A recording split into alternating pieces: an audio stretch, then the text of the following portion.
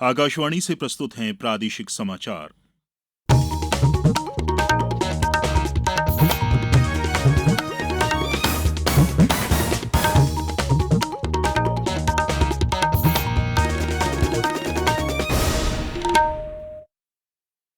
नमस्कार। समाचारों के साथ मैं राशिद अहमद खान। सबसे पहले इस बुलेटिन के मुख्य समाचार। प्रदेश के बुधनी और विजयपुर विधानसभा उपचुनाव के लिए मतदान संपन्न, 75% से ज्यादा वोटिंग। प्रधानमंत्री नरेंद्र मोदी ने देश के विभिन्न रेलवे स्टेशनों पर 18 जन औषधि केंद्रों का किया शुभारंभ। प्रदेश में अवैध खनिज परिवहन पर रोक के लिए 41 ई चेक पोस्ट की होगी स्थापना। सभी 7,000 खदानों को किया गया जियो टैग। और वरिष्ठ नागरिकों के आयुष्मान कार्ड बनाने में मध्य प्रदेश देश में अव्वल। अब समाचार विस्तार से। प्रदेश की 2 विधानसभा सीटों बुधनी और विजयपुर में आज मतदान छिटपुट घटनाओं को छोड़कर शांतिपूर्वक तरीके से संपन्न हुआ। सीहोर जिले की बुधनी सीट पर उत्साह के साथ मतदाताओं ने अपने मताधिकार का इस्तेमाल किया। यहां 76% से ज्यादा मतदान हुआ। वहीं विजयपुर में 77.33% से ज्यादा वोटिंग हुई। सीहोर से हमारे संवाददाता ने बताया है कि केंद्रीय कृषि मंत्री शिवराज सिंह चौहान ने पैतृक गांव जैत में सपरिवार वोट डाला। बुधनी विधानसभा में मतदाताओं द्वारा पूरे उत्साह और उमंग के साथ मतदान किया गया। मतदान में अपने मताधिकार का उपयोग करने महिलाओं, वरिष्ठजनों और युवाओं में भी भारी जोश देखा गया। लोकतंत्र के इस महापर्व पर सभी मतदान केंद्रों में बड़ी संख्या में मतदाताओं की सुबह से ही लंबी कतारें देखी गईं।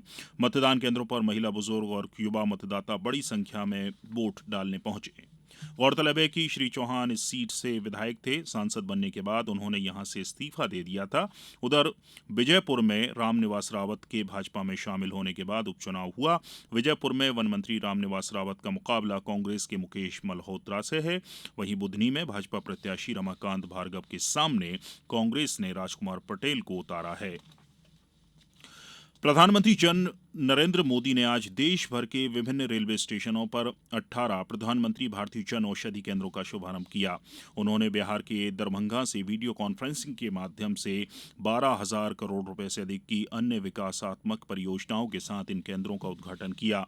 ये केंद्र यात्रियों के लिए रेलवे स्टेशनों पर सस्ती दवाओं की उपलब्धता सुनिश्चित करेंगे। इस अवसर पर प्रधानमंत्री ने कहा कि सरकार देश में स्वास्थ्य ढांचे को मजबूत करने के लिए समग्र दृष्टिकोण के साथ काम कर रही है। प्रधानमंत्री ने कहा कि बेहतर जीवन शैली को बढ़ावा देने के साथ योग, आयुष और पोषण के को मुख्य स्वास्थ्य सेवाओं में एकीकृत किया गया है। उन्होंने कहा कि आयुष्मान भारत और प्रधानमंत्री जन औषधि योजनाओं ने पहले की रूढ़िवादी प्रणाली को पूरी तरह से बदल दिया है। प्रधानमंत्री ने दरभंगा में अखिल भारतीय आयुर्विज्ञान संस्थान एम्स की आधारशिला भी रखी। इसका निर्माण 12 अरब 60 करोड़ रुपए की लागत से किया जाएगा। मुख्यमंत्री डॉक्टर मोहन यादव ने कहा है कि विद्यार्थियों को अपना जुनून हमेशा कायम रखना चाहिए। इच्छा शक्ति जितनी दृढ़ होगी, लक्ष्य उतना ही आसान होगा। उन्होंने कहा कि जीवन में किसी भी पद पर पहुंचे, मित्रता का प्रेम भाव हमेशा बनाए रखना। इसका सबसे अच्छा उदाहरण श्री कृष्ण और सुदामा की दोस्ती का है। उनकी दोस्ती 11 वर्ष की उम्र में हुई थी और जब वे द्वारका के राजा बने तब भी उनकी दोस्ती ने दुनिया के सामने उदाहरण प्रस्तुत किया। मुख्यमंत्री डॉक्टर यादव राजस्थान के कोटा जिले में एक शिक्षण संस्थान के विद्यार्थियों से चर्चा कर रहे थे। इस दौरान डॉक्टर यादव ने कहा कि बच्चे अपने स्वास्थ्य का ध्यान रखें, पर्याप्त नींद लें, नियमित व्यायाम करें और टाइम टेबल बनाकर पढ़ाई करें। उन्होंने प्रधानमंत्री नरेंद्र मोदी को लक्ष्य प्राप्ति का बेहतरीन उदाहरण बताया, जो साधारण कार्यकर्ता से प्रधानमंत्री पद तक पहुंचे। बांधवगढ़ टाइगर रिजर्व में हाथियों की मौत के बाद अब प्रदेश के पन्ना टाइगर रिजर्व में भी हाथियों की सुरक्षा को लेकर प्रबंधन सजग हो गया है। पन्ना टाइगर रिजर्व की फील्ड डायरेक्टर अजंता सुचिता तिर्की ने बताया कि कैंप में हाथियों को दिए जाने वाले राशन की अलग-अलग अधिकारी जांच कर रहे हैं। हमारे जो हाथियों को जो भी राशन खिलाया जाता है, उसको समय-समय पर अलग-अलग स्तर के अधिकारी जाँच करते हैं और किसी भी प्रकार का उसमें फंगस या उसकी गुणवत्ता यदि अच्छी नहीं रहती है, तो हम उन राशन से खाना नहीं बनाते हैं हाथियों के लिए। साथ ही ये ध्यान रखा जाता है कि हाथी बाहर जो टाइगर रिज़र्व के बाहर के क्षेत्र में चरने ना जाएँ, जिससे कि जो अभी हादसा हुआ है कोदो खाने से काफ़ी हाथी मर गए, इस प्रकार की घटना हमारे यहाँ ना हो। डॉक्टर हमारे जो वन्य प्राणी चिकित्सक हैं, उनके माध्यम से जो-जो समय-समय पर प्रिस्क्रिप्शंस दिए जाते हैं, वो हम फ़ॉलो करते हैं। ये समाचार आप आकाशवाणी मध्य प्रदेश से सुन रहे हैं। ये समाचार बुलेटिन YouTube पर Madhya Pradesh news All India Radio channel पर और फेसबुक साथ ही एक्स प्लेटफॉर्म पर AIR न्यूज भोपाल पर सुने जा सकते हैं। इसके अलावा आप हमारी वेबसाइट newsonair.gov.in पर अथवा न्यूज ऑन AIR ऐप पर भी समाचार सुन सकते हैं।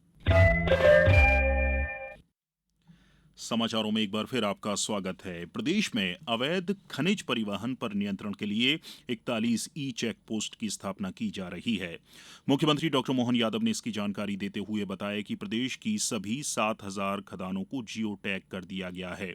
मुख्यमंत्री ने कहा कि इन ई चेक गेटों पर varifocal camera, RFID reader, automatic number plate reader की सहायता से खनिज परिवहन में संलग्न वाहनों की जांच की जाएगी। परियोजना में पायलट प्रोजेक्ट के रूप में खनिज परिवहन के लिए महत्वपूर्ण मार्ग के 4 स्थानों पर ई चेक गेट स्थापित कर कार्य प्रारंभ कर दिया गया है। अवैध परिवहन की निगरानी के लिए राज्य स्तर पर भोपाल में कमांड एवं कंट्रोल सेंटर और जिला भोपाल एवं रायसेन में जिला कमांड सेंटर स्थापित किए गए हैं। उन्होंने कहा कि अगले महीने तक सभी 41 ई चेक गेट की स्थापना किए जाने का लक्ष्य है। वरिष्ठ नागरिकों के आयुष्मान कार्ड बनाने में मध्य प्रदेश देश में अग्रणी है। उप मुख्यमंत्री राजेंद्र शुक्ल ने बताया कि राज्य में अब तक 2 लाख से अधिक वरिष्ठ नागरिकों के कार्ड बनाए जा चुके हैं। उन्होंने इस कार्य में उल्लेखनीय प्रगति पर समस्त संलग्न अधिकारियों, आशा कार्यकर्ता, ANM और सामुदायिक स्वास्थ्य अधिकारियों की सराहना की। श्री शुक्ल ने कहा कि प्रदेश सरकार इस महत्वाकांक्षी परियोजना के तहत सभी पात्र वरिष्ठ नागरिकों तक स्वास्थ्य सुरक्षा पहुंचाने के लिए संकल्पबद्ध है। मुख्य कार्यपालन अधिकारी आयुष्मान भारत योजना डॉ योगेश भरसट ने बताया कि मध्य प्रदेश में 70 वर्ष से अधिक आयु के वरिष्ठ नागरिकों के अब तक 2,06,67 आयुष्मान कार्ड बनाए जा चुके हैं। वहीं केरल में अब तक 1,76,167 कार्ड बनाए गए हैं। उधर विदिशा कलेक्टर रोशन कुमार सिंह ने विदिशा जिले के वयोवृद्ध 70 वर्ष या उससे अधिक आयु के सभी नागरिकों से आयुष्मान कार्ड हेतु पंजीयन कराने की अपील की है। राज्य के सभी 70 प्लस जो लोग हैं उन सभी का आयुष्मान कार्ड पंजीयन हो रहा है, जिससे कि वो वर्ष में 5 लाख रुपए तक का निःशुल्क इलाज करा पाएंगे। जिले में भी मैं अपील करता हूं कि 70 प्लस से जो भी हमारी जनसंख्या है, जो भी लोग हैं, वो 2 माध्यमों से आयुष्मान कार्ड पंजीयन करा सकते हैं। या तो वो स्वयं आयुष्मान भारत की वेबसाइट पे जाकर अपने रजिस्टर्ड आधार कार्ड और मोबाइल नंबर के माध्यम से पंजीयन कर सकते हैं, या उनके यहाँ पे नगर पालिका या फिर पंचायत का जो हमारे सचिव, रोजगार सहायक, आशा कार्यकर्ता और आंगनबाड़ी कार्यकर्ता के माध्यम से भी पंजीयन कर सकते हैं। और पंजीयन की प्रक्रिया बहुत सरल और सिंपल है। आप सभी इस अभियान में आगे हैं। यात्रियों की सुविधा के लिए रेलवे प्रशासन द्वारा एकता नगर केवड़िया से रीवा के बीच चलने वाली साप्ताहिक महामना एक्सप्रेस में शयनयान श्रेणी के 2 कोच अस्थायी रूप से दोनों दिशाओं में लगाने का निर्णय लिया गया है। वहीं जबलपुर वेरावल सोमनाथ एक्सप्रेस ट्रेन में वातानुकूलित तृतीय श्रेणी के एक अतिरिक्त कोच लगाने का निर्णय लिया गया है। प्रतीक्षा सूची को ध्यान में रखते हुए यह निर्णय लिया गया है। अब कुछ समाचार संक्षेप में। आगरमालवा जिले में 70 वर्ष से अधिक आयु के समस्त वृद्धजनों के आयुष्मान कार्ड बनाने हेतु अभियान चलाया जा रहा है। इसी क्रम में आज जिला चिकित्सालय में शिविर आयोजित कर 70 पेंशनरों के आयुष्मान कार्ड बनाए गए। शहडोल जिला चिकित्सालय में भी 70 साल की उम्र पार कर चुके वरिष्ठ चिकित्सकों को आमंत्रित कर उनका आयुष्मान कार्ड बनाया गया।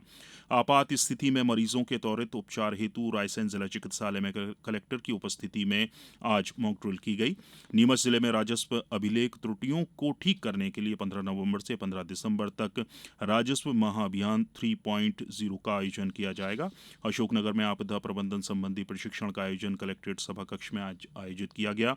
खंडवा नगर निगम द्वारा शहर में अवैध निर्माण के खिलाफ सख्त कार्रवाई जारी है। निगम द्वारा आज कई अवैध निर्माण को हटाया गया।